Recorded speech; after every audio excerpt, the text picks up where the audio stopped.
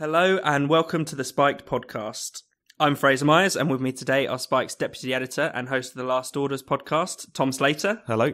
And Spike columnist Ella Whelan. Hi. This week on the Spike podcast, Brexit and the economy, the Yellow Vest movement, and the silencing of women on social media. The economy crashes by 8% in a single year. GDP would fall by up to 8%, the sharpest decline since the 1920s. The unemployment rate would almost double to 7.5%. A slump in the pound would trigger price rises. Inflation. While the car and pharmaceutical industries would be more than 20% smaller than had we remained. Its vision of what happens if Britain leaves the EU abruptly in March is pretty horrific. This week, the Treasury and the Bank of England produced their economic forecast for Brexit, both predicting major economic disruption under every Brexit scenario. The Bank of England, for instance, said there would be a recession to rival the financial crash, inflation would soar to 6.6%, the pound would fall by 25%, and the list of woes goes on. Tom, what do you make of these kinds of forecasts? Well, I think it was interesting, first of all, how, coincidental the two sets of forecasts were. Because as you say, on Wednesday, we had the Treasury bring out its forecast talking about how under May's Brexit plan, there would be a 3.9% drop in GDP after 15 years, effectively saying that no Brexit option would be good for the economy and admitting as such on radio. And then just, of course, a few hours later, we had the Bank of England releasing its regular stress testing of the economy and finding, as you say, far more kind of fire and brimstone predictions in there, that the no-deal Brexit would send the pound plunging, that it would trigger this recession, as you say, worse than the financial crisis, that there would be an 8% contraction in the immediate aftermath of no deal if there's no transition period. So pretty fire and brimstone stuff. I think the first point to say is that, of course, economic forecasting is hardly an industry with a hell of a lot of credibility at this point in time. I think that's fair to say. It's not to say we should dismiss these things entirely, but I think it's an important caveat that everyone bears in mind. But also, if you look into some of these forecasts, take the Bank of England's one, it's quite clear that they're working on a set of assumptions, which I don't think anyone would think would be particularly plausible. One of the things that they would assume would happen, or they present would happen as part of this disorderly no-deal Brexit, is that the interest rates would be jacked up. That's within the Bank of England's gift to do, and they certainly didn't jack up interest rates in the wake of Brexit. And similarly, there's assumptions built into there that we would raise tariffs across the board, despite the fact that in a situation in which we did have a disorderly exit, that would be, economic self-harm to pursue a policy such as that. And we even saw former members of the Monetary Policy Committee come out and say, does anyone actually take these things seriously? But I think the thing that really gets to the grip of, and I think the thing that's really interesting going forward, is whilst Project Fear certainly didn't work on the British public, we ignored the really extreme predictions made by people like Mark Carney about instant recession in the event of a Brexit and everything else. The problem now is that obviously Brexit is entirely in the hands of the political class. And I think, considering the fact that I think cowardice has been on show throughout this whole Brexit process, that's the more concerning thing. They're far more likely to take this stuff seriously. And I suppose one really concerning thing about the political class is that many Remainers, especially in the Labour Party in particular, actually see it as their duty to protect us from what we voted for, in a sense. That one MP put it this way: if the public have voted to punch themselves in the face, then it's my job to stop that from happening. But of course, we knew that there are risks to Brexit. We know that there are risks to any kind of major change. I don't agree that the risks are anywhere near as large as the Bank of England make out, but there are, obviously uncertainties. It's quite interesting how wedded to the status quo the Bank of England and the Treasury are, that they assume that remaining in the EU has only upsides and no downsides, that there are no advantages to being able to change economic course. I mean, what do you make of that, Ella? Yeah, but it feels like we're a bit in Groundhog Day, because I was going back and looking at that leaflet that we got through the doors during the referendum, and it reads like a statement from the Bank of England today. I mean, it literally says, if the UK voted to leave, the resulting economic shock would put pressure on the value of the pound, which would risk higher prices and damage living standards. That's the exact word-for-word message we're getting today in relation to no deal. So we're back where we started. And that does feel really frustrating. But I mean, I read a very interesting article by Larry Elliott in The Guardian, in which he said is this as good as it gets? I mean, the idea of the status quo being the thing that we have to save. I mean, rewind back before the referendum, and we were having discussions about the economy in which everyone admitted that it was in a bad place. Everyone was asking for some kind of solution, some kind of change. Everyone was saying we can't go on like this. And yet now we're in the position where the majority of the political class are dying to go back to that economic stagnation of 2 years ago. That is seen as the kind of golden thing to achieve, rather than seeing Brexit as this opportunity to completely shake things up. I mean, Phil Mullen has been brilliant writing about this on Spiked, in making the central point that if you have an economy that can't manage political change, Brexit is, potentially going to be quite dramatic in relation to what it would change, not just for the economy, but the whole way in which politics works. But if you have an economy that is so hostile and so fragile in relation to any kind of forward movement, that can't be good. So, what is it? Are we admitting that we just are going to live in a prolonged period of stagnation for the next, 20, 30 years? Or are we actually going to make good on what people said during the referendum in their vote for Brexit, which was, I know my living standards might drop. I know the pound might go into trouble. This is more important for me. Political change is more important for me. But that's the thing that's so striking about some of these predictions, is that baked into them is the assumption, the most extreme predictions at least, that the government and business will effectively do nothing or act in ways which would be entirely damaging to their own interests. So we do need to look into these things, because there's certainly not enough scepticism at the moment. And the reason, as Ella was saying, these things are so leapt upon is because it feels like the rearguard remains there, or just the political class in general, who are becoming more and more fearful about what might happen as that meaningful vote on May's deal approaches, are really returning to course, which is effectively to present, as has often been the case, economic stability and democratic control as a kind of zero-sum game. You can't have both. You can't have Brexit. You can't have a repatriation of powers and expect the good times, as they would see it, to continue. This definitely didn't work last time. First of all, because I think voters were willing to trade a bit of uncertainty for change. And also, they didn't necessarily swallow the kind of slightly more Panglossian economic predictions of some of the Leave campaign. Matthew Goodwin found in a panel survey that he was doing before the referendum and afterwards that just 12% of people actually thought that Brexit would have an immediate economic boon. This idea that everyone was sold this sunlit uplands lie, I think is very, very dubious. But at the same time, it just comes back to that fundamental point, which is about that for some people, and this was incredibly shocking for some people in the political class to realise, their interests politically are not simply about what's in their wallets. It's not simply about short-term economic self-interest. And despite the fact that, as we all know, many people, many working class people voted Leave. I mean, I think the National Centre for Social Research found that the groups most likely to vote Leave were those living in social housing, those working on those with a salary of less than £1,200 a month, as well as those with no formal education, that even those people are willing to take a risk for more control, for more democracy. And not only that, but they actually see more control, funnily enough, as a way out of their economic as well as political isolation. That's something that the political class don't seem to get at all. And the fact that they're kind of reverting to course to this Project Fear Mark II, this economic fear-mongering, the idea that if they just throw as many of these forecasts at us that eventually we will see sense, I think if nothing else just shows how little they understand us even at this point. It's also really hard to know what to believe, because I was reading a BBC report today which said, big headline, MPs say there'll be huge disruption in ports. And then, an hour later or something, the Department for Transport comes out and says, hang on, that's not really actually quite right. So there's the political use of the economy in relation to the kind of scare tactics that we're used to. But I also feel quite legitimately angry that the government hasn't managed to make provisions for a no deal. Yes, so absolutely. The idea that we would, even if you believed the scare tactic and said, okay, we're going to crash out and then suddenly everyone's wages are going to drop and then suddenly we're going to be stockpiling medicine, all this stuff that I find it hard to believe. But at the same time, if it is true, why haven't you done that? You've had 2 years. I mean, you've got two really horrible sides. On the Labour side, you have people saying, now, people really didn't vote to, make their lives worse off. And it's our job to get back to the reality of, most people out there really just want to get back and talk about housing. They don't want to talk about Brexit. And so, they have that kind of really disgustingly patronising argument.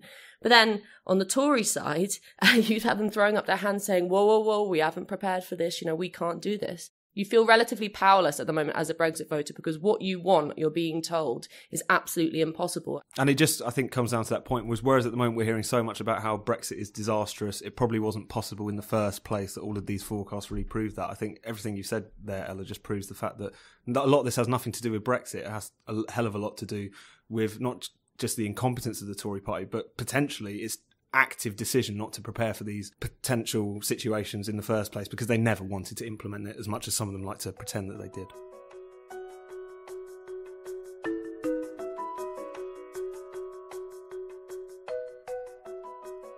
You're listening to the Spike Podcast. If you're enjoying the podcast, why not give us a rating and a review? It really helps new listeners find us. Up next, the Yellow Vests.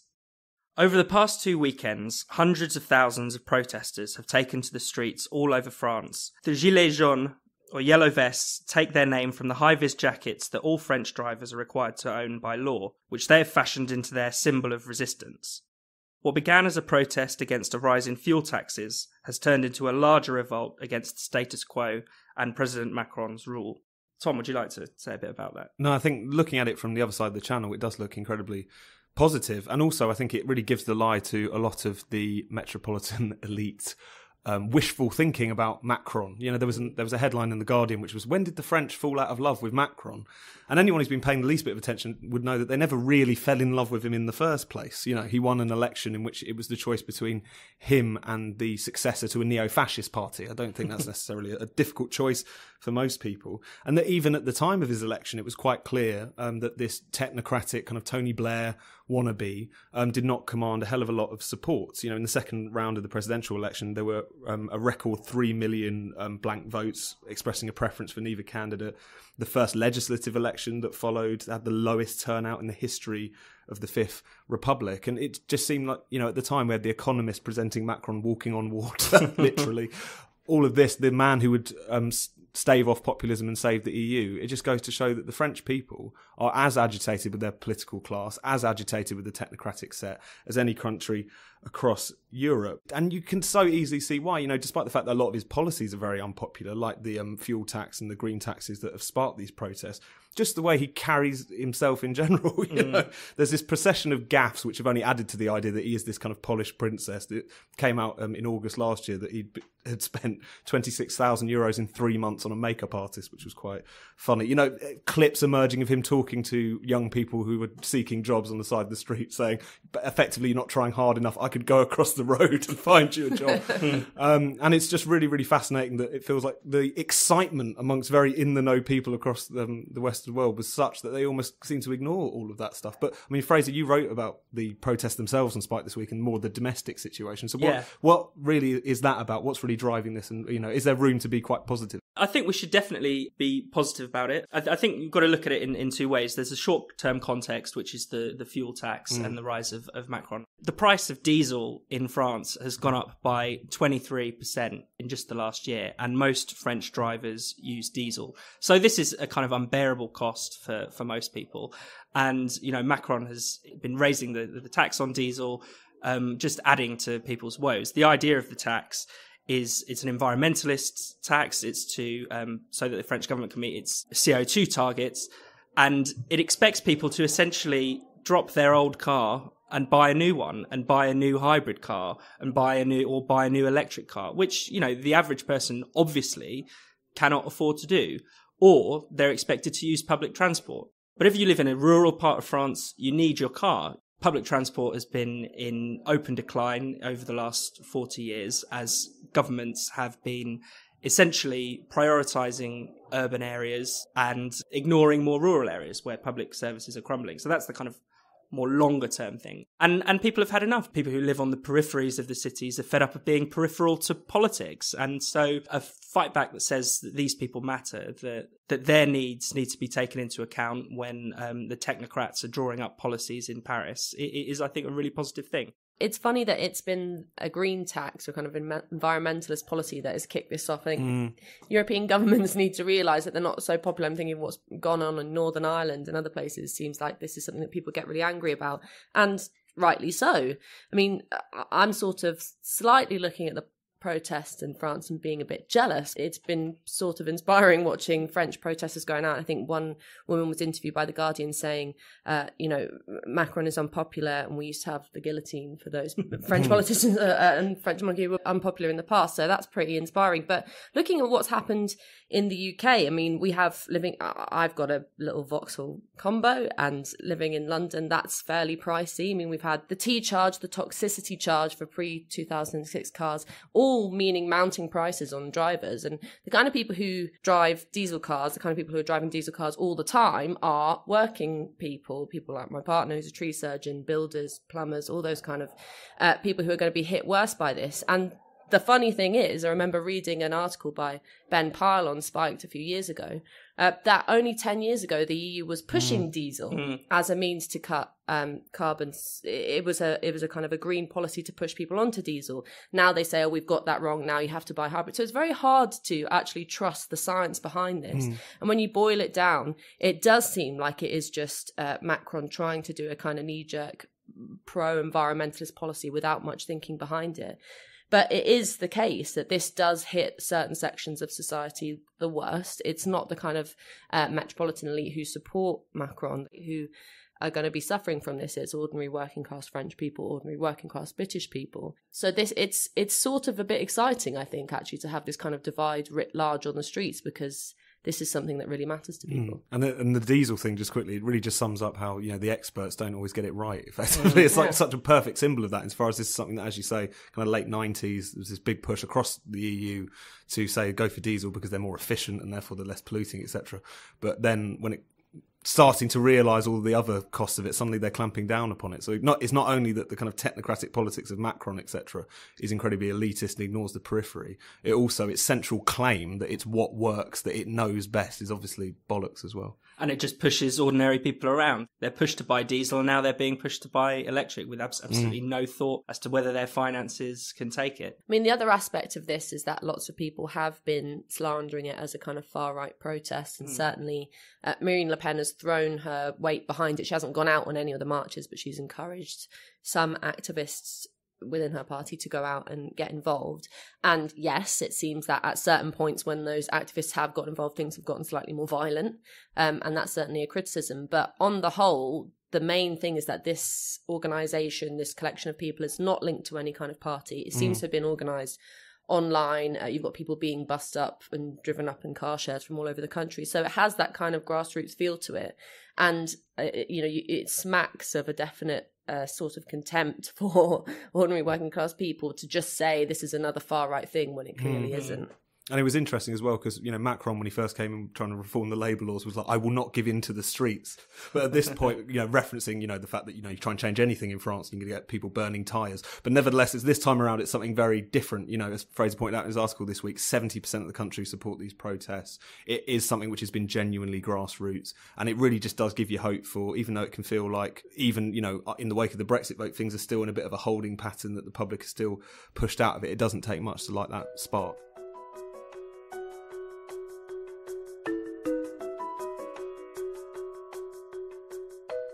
You're listening to the Spiked podcast. Spiked has no paywalls and no subscriptions. It's contributions from listeners and readers like you that keeps us fighting for freedom and democracy. If you'd like to support Spiked, just go to spiked-online.com and hit the donate button. Up next, Meghan Murphy. This week, Twitter handed a permanent ban to the Canadian feminist Meghan Murphy. New rules prohibit the misgendering and dead naming of trans people, so calling someone by the pronoun he when they want to be referred to as she could get you banned for life. Ella, do you want to tell us a bit more about this story? Yeah, it's kind of hard to believe, really, because it's so ridiculous. But Twitter has now got a new section in its hate conduct policy, which prohibits the targeted misgendering and dead naming of transgender individuals, as you've already explained. Meghan Murphy is a Canadian feminist. She's pretty well known in Canada. She runs a pretty well-known online blog. And she was on Twitter's radar for a while because she had been saying such inflammatory things as men cannot be women. She was saying these sort of, in Twitter's eyes, these really terrible statements. And then during a conversation online about a trans individual, Jonathan Yaniv, who had caused a bit of fuss, seemingly by trying to demand that beauticians gave him a Brazilian wax. Any ladies listening will know what that means. And so he was suing them or something? He was, it was quite serious, actually. He was suing them, presumably for discrimination. And during an online discussion about this, when someone asked, was it Jonathan Yaniv, Meghan Murphy said, yeah, that's him. And that last word, him, being classed as dead naming, was what got her banned from Twitter. Now, you could sort of roll your eyes and say the kind of radical feminists are equally quite hostile to freedom of speech online. But this is really, really worrying. Not because of, people want to go around dead naming people, but because if you cannot make a statement that is so innocuous as, that's him, without being banned from one of the biggest tools in the modern world.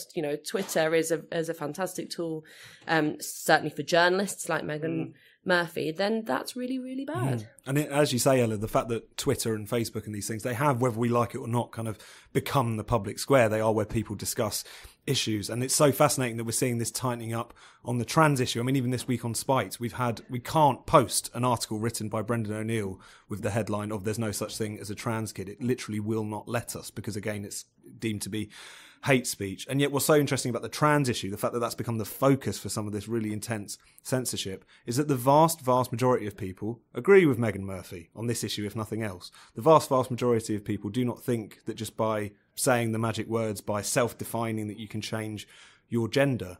And what we're effectively seeing is the social media giants who, effectively look after the new public square are saying something which the vast majority of people believe to be true is inadmissible to say in public. And I think that really gets to the grip of how we got into this situation where what has become a very minority opinion, shall we say, almost sets the terms for acceptable debate.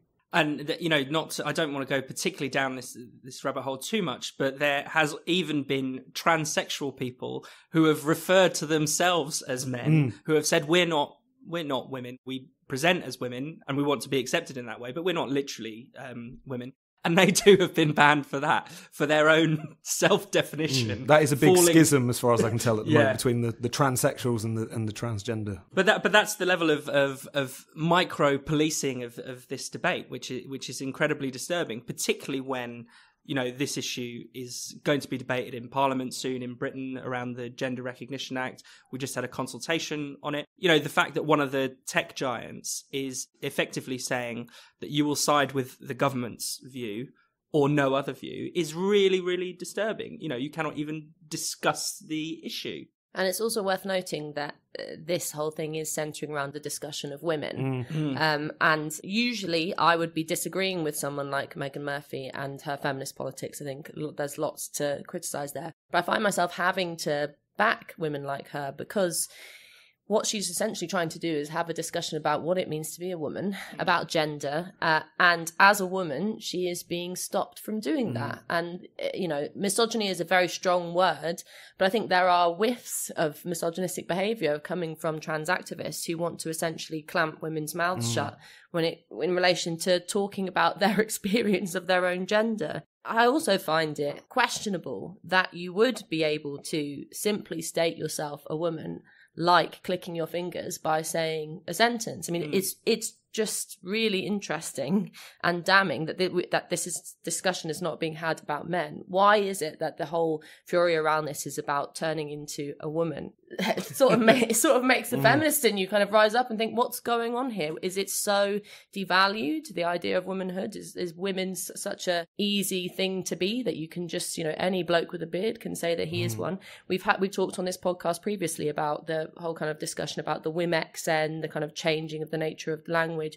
All of this stuff, if it's allowed to happen without debate, and if big tech giants kind of basically shut down the debate on this, it means that women's voices get silenced. And I thought we were beyond that in society. And I think it's important to note as well that this kind of pretty visceral hatred bordering on misogyny we're seeing coming from certain trans activists is not just online either. It was only last year that we saw that bizarre situation in Hyde Park in London where you had a male to female trans person who effectively assaulted a 60-year-old grandmother who was waiting to go to a feminist meeting about the Gender Recognition Act. And there has been cases upon this time and time again where you're seeing effectively kind of street clashes between, you know, sort of an older generation of radical feminists and younger trans activists and so-called trans allies. Now, it's not to say that every, you know, trans woman is only in the trans woman game because they secretly hate women and want to call them all TERFs, and that's just their coded way of calling them bitches or something. It's not necessarily just that,